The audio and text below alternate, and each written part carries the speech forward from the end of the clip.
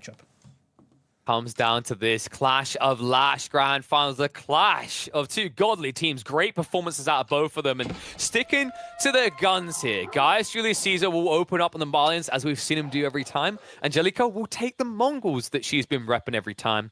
CoRe will take the Roost that he's been repping every time. But Lucy, the only guy who we're seeing flex a little bit, sometimes goes to the French, but is also incredibly comfortable in English, as we saw earlier on in the tournament. Yeah, French got banned from them. CoRe and Gaius Julius Caesar have been waiting for their opponents for like an hour and a half already, because they came from the winner's bracket. They have had their sets done for quite a while. They had to wait for their opponents. So they saw how Lucifer and Angelica play. And one of the things that they have seen is LucifroN being extremely intimidating with those knights. And they said, okay, let's just take it out of the equation, force him to play something else, and see how he does with that. Yeah, what if just sitting there watching the whole time you got like a little bit tired? Not to say the games are boring. Maybe you're like a person who, like, you know, some people they need to do stuff. They can't just watch. What if being the winner from the upper bracket was a disadvantage? Interesting idea. It's an interesting debate in esports, right? Because like sometimes people like argue that you have to play less games and you get to watch the other games, but there is such a thing as momentum that matters a lot. Exactly. Like, Angelica and LucifroN have been playing non-stop for the last about 1.5 hours, set after set. That's a disadvantage that you get from falling down to the loser's bracket in a double elimination format. Now, bit of a lag spike, but back we are. Hopefully. It's fine. Well, no, it's guys, it's fine. Like what we're doing here is welcome back to Age of Empires -4. This was made back in 1920s, where we had like 4 frames a second if you're lucky. So admire it. You know, it's a blast in the past. Shout out to Relic and Microsoft before they were even born back in 1920s for making this. I think we're back. I think the frame rate's good now. I'm confused, KP. 1920 games. Fine. How are they colored?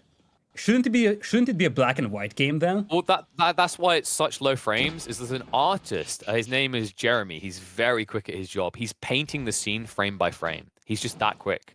You thought Banksy's was amazing, but like, look at this guy. How is he coloring it so quick? Looks like this man-at-arms is slow and steady with all the lag spikes. He's okay, this isn't lag spikes. This is the realistic mod. Imagine you're throwing torches like this. Would you not get fatigued after each? Oh my god, look at him go! He's like, okay, now I need another break. I need another break. Damn, this guy's cheating. Report that man-at-arms right there. That guy's sus.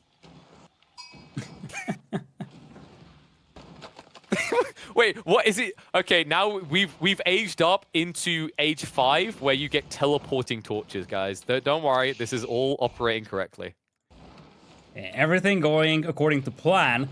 It looks like we are slowly getting our frames back, so fear not, we're all good. Luckily for you guys, these frames, the couple of ones that we're missing, they don't mean too much because you can still see the whole story, just a single house being burned down by the man-at-arms.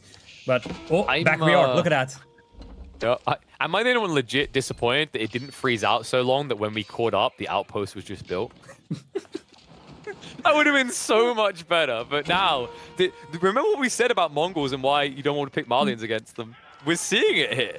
This is the exact reason. Look at all of that crap that Gaius invested in.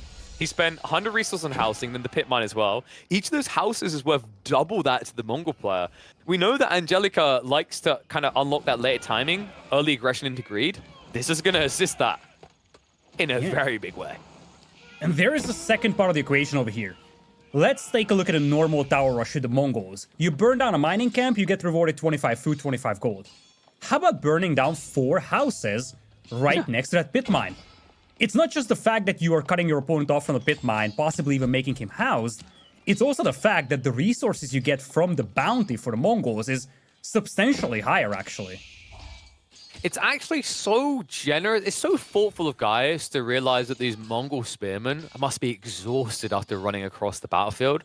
So he doesn't want them to have to run too much between their pillaging. It's just very, very nice host instincts coming out from Gaius. I hope he's got something else planned behind this. This isn't one of those sling-type strats where you can give cattle across the core and he does a lot. You are going to have to defend yourself. It's actually going to be interesting to see how they react to this. For now, it's archers, but one of the things we have not yet mentioned is that we've seen a single game from CoRe and Julius Caesar in this tournament. It was the same civilization composition, but it was a different map. It was on Mediterranean, it wasn't on Dry Arabia, so we haven't really seen what their usual game plan is with these two civilizations on an open land map like Dry Arabia. Also, keep in mind this aggression will escalate because, well, what's the Mongols' teammate? The English. We saw those early men-at-arms. It's going to be followed up by longbows. And I don't know if you've watched much of the javelin throwers versus longbows, but unless you are really on point with your javelin thrower utilization, weirdly enough, longbows can win that fight because of the extra range. Yeah, it's a big one. And obviously, once you get to like large numbers, we talk about 20 plus, it's a different story with the range advantage. We discussed this before, but in these initial parts of the game, those longbows, they'll be more effective. They'll just outrange the javelin throwers. And remember how LucifroN and Angelica play in most of their games. Yeah. They have LucifroN... They pass the baton, right? Yeah, exactly. LucifroN is just shielding Angelica's Castle Age, and then Angelica is the one turning on the screws with the premium units from Castle Age, buying time for LucifroN to get to Castle. So for LucifroN, he doesn't want to get to 50 longbows, he just wants to harass enough to buy in time for Angelica to get to Castle. And something to consider, right, is that there's this very unattainable element to the javelin throw, as I mentioned, is that Gaius doesn't have gold now, so you can't build javelin throwers anyway. He's kind of stuck on archers, and he's not going to get assistance anytime soon, because as you just saw, CoRe is going for this secondary TC play. Gaius is all alone on an island, man. Like, right now, he's about to feel like Julius Caesar walking into the Senate. The amount of units looking to stab him in the back between the knights and... not knights, sorry, the longbows and the potentially archers as well is going to be brutal. In fact, I wouldn't even be against like a few Magadi from Angelica just to counter out these knights that CoRe's now building. Yeah, at least he's gonna have a salad named after him, so there is some trade-off here on the positive side. But yeah, as you said... just be fine. Wait, surely... Okay, don't torch it. Angelica just needs to send one troop over. Yeah, send the spearmen over, get the burn on all of these, and then have LucifroN's army come here. Yeah. Looks like we're actually... Oh, frames? This is good, guys. This is like, you know, early game's really boring. Let's just speed past it, right? We're just testing their attention. Like, sometimes we miss a couple of frames, and then we dump in 5 or 10 more frames. It happens, but looks like we're back on track, and... I find it kind of fun, by the way. I don't know if you ever cast a game where you're like... We lost KP. It's funny. This was the most perfect timing I've ever seen. KP just got out. Would I come back? Yeah, you're now back. Hey guys, my casting's so on point when I can't see anything. Am I not back? You seem to be back. At least we can hear you. Am I here now? Am I here? There we go. We good? We good. Okay, I've got a heavy audio delay. All right, good news is that there is not much happening on the playing field right now. Last pit mine was taken down, but really kind of a poking and probing style game for the time being. LucifroN did some damage here to Julius Caesar, but critically, he didn't really touch CoRe, who got away with a rather greedy boom here on 2 town centers.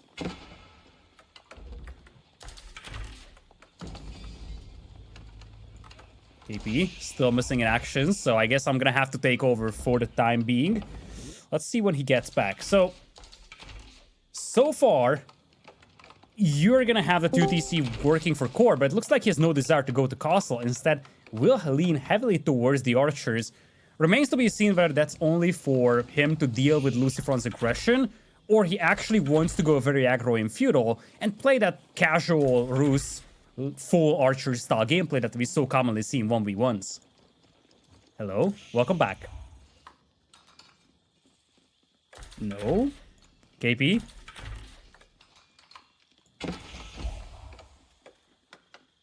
Alright.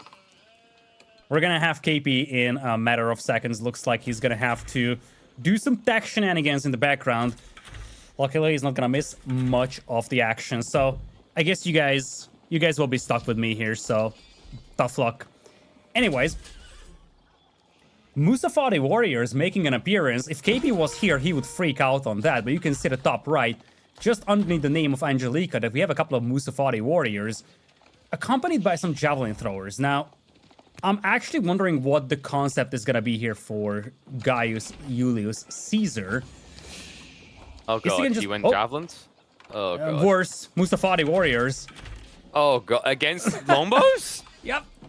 I just thought, chat, that if you were here, you would freak out on the Musafati Warriors. So I'm glad that you're here, so you can freak out on the Musafati Warriors. Yeah, so what happened there is Relic DDoSed me because they didn't want me to complain about the Musafati Warriors again. They're like, we know already, God! The crazy part is we saw this unit be really effective against the Crackety Palace Guard earlier today.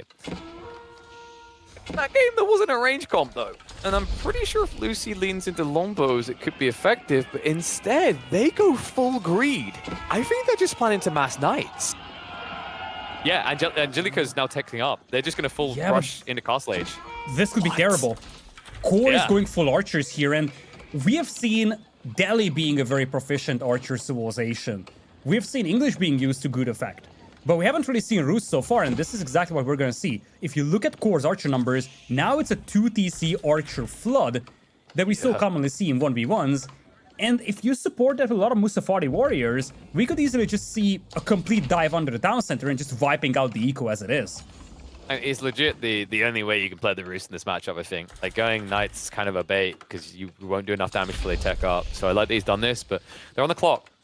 Like, this Castle Age is incredibly greedy. Both players done it, and what incarnations am I witnessing here? What? Cruel Tie? Now, that I did not expect. Yeah, because usually, you know, you do this if you have a silver tree, right? Yes. Not if you have a deer stone, but if she can get it to the base, they'll have the attack speed aura and the heal. I think they're terrified of this push coming up, because they see a massive amount of force piling up for Caesar. Same thing for CoRe. Both of these civilizations love to stay in feudal for a lot of aggression. The question is how much of a difference maker that Kurota is gonna be when you are being outnumbered 4-1 and you're facing not 1, not 2, but 4 battering rams to take down buildings with. Okay, hear me out. Like, you just build Mangonels as Angelica. Your goal is siege, and then LucifroN just builds mass men arms. But does she have a blacksmith for improved siege engineering? I don't think she does, so she'll have to go to Siege Workshop. Wait, Time is of the essence here. No, she can't even get it in position because she doesn't have the upgraded movement speed. She has nothing. Oh no. And look at that, the backup over was just now built. Oh god. Alright, this might be a quick one and a Siggy break for him in about 5 minutes because this is looking like a hard hold. Especially the racks on the front line. He needs mass men at arms, and if you look at the count, he's only up to 10. And even if you have men-at-arms, the Musafati Warriors, as memey as they are, we talk about them, they're glass cannons. And right now, the cannon component will be used. They will just wipe out what LucifroN has, and you will still be facing 50+ archers. Good luck dealing with that. Exactly. Those guys, they carry meat cleavers that are effective at making these men-at-arms have no arms. It's a brutal unit to run into, and you can armor clad up. It makes you more bulky, but it doesn't mean you clear out the Musafati Warriors. Right now, they don't really have an army to clear them out whatsoever. They need mangoes. It's the only way that they can redeem this. And they are most definitely on the clock. Musafatis. Whoa, boys, calm down. That is a TC you're diving. Wait, they're split. Okay, I think they got tunnel vision there. CoRe thought they could snipe the Cruel Tie. Instead, they are going to redirect full attention in. This is the correct play to make. Just shut Lucy out, because right now, Angelica provides literally nothing to this game. In fact, right now, she's producing scouts. Oh, no. That's a sad thing to see. And men-at-arms, they're tanky as they are, but you have Musafati Warriors, you have Javelin Throwers, and a bunch of archers here for CoRe, overrunning everything. And it's not just the fact that the starting TC is being targeted down. A lot of infrastructure has already been cleaned up, so even if this push is repelled, the damage done to LucifroN is already massive.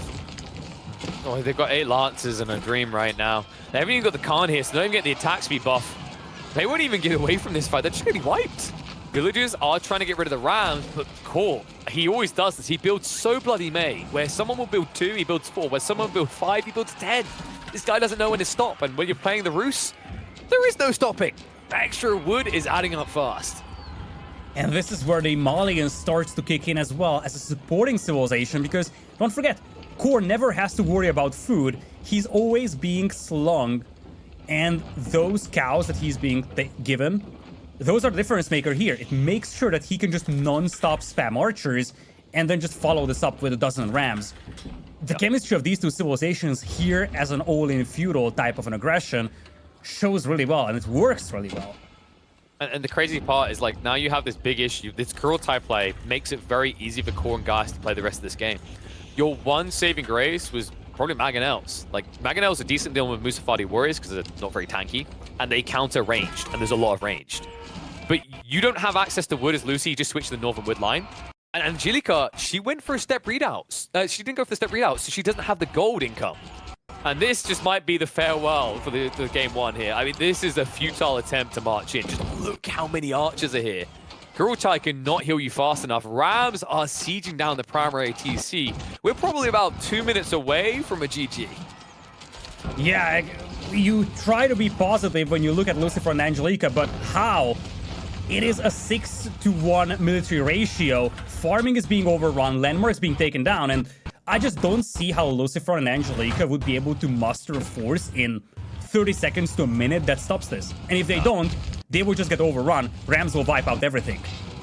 Do you know what isn't positive? Our frame rate right now, but it means that we get to skip forward to the action. It's just like, it's like getting little hints on the way to the end finish line. I mean, it's pretty obvious where this is going. Lucy's like, if we just build more farms and retreat further away, but it's not going to stop. Racks aren't being set up quick enough behind this. They're done. This curl type play, you know, it was done out of desperation. It was forced upon them because they needed every little they could get to defend. But if that initial defense could not hold, it meant they were crippling their timing later. And as a result, they will not wait around any longer. GG will be called. Game one will go to CoRe and Gaius Julius Caesar.